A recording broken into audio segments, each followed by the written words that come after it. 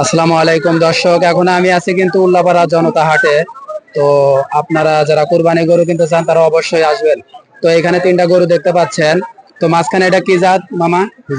Friesian. আর এটা কার গরু? আপনার। এটা কি জাতের গরু? দেশাল।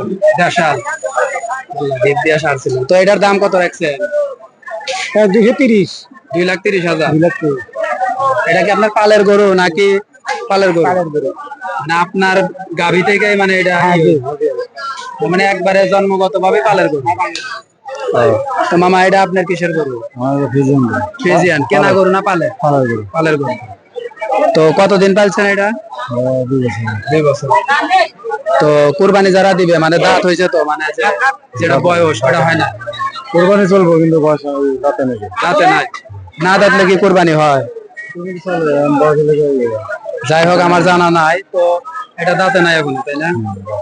আচ্ছা, আপনার গরু কি দাঁতছে? না করে দাঁতে না। গরু তো ভালোই ঢিপ দেয়। এটা কি মানে এইরকমই? এরকম না, এটা হলো পালের গরু, খুব শান্ত। কিন্তু এই গরুটা মনে করে যে হাটে এসে একটু বিরক্তর জন্য এরকম করে। ঠিক আছে। আর এমনিতে তো হাটে গরম, সেই জন্য মনে করেন যে এরকম গরমের জন্য এরকম। গরু একবারে শান্ত। তো গরু কি একটাই আনছেন না আরো আনছেন? একটাই। বিক্রি করছেন? বিক্রি তো এখনো হয়নি। আচ্ছা, ইনশাল্লাহ হবে, সমস্যা না। আজকে শেষ আট না, বিক্রি হবে। তো আপনার গরু কি একটাই আনছেন? বিক্রি হয়েছে? তবে আশা করেন যে বিক্রি হবে ইনশাল্লাহ নাকি? আচ্ছা আচ্ছা, দোয়া করে ইনশাল্লাহ বিক্রি হবে। তাহলে থাকেন, ইনশাল্লাহ আরো কিছু গরু দেখে আসেন।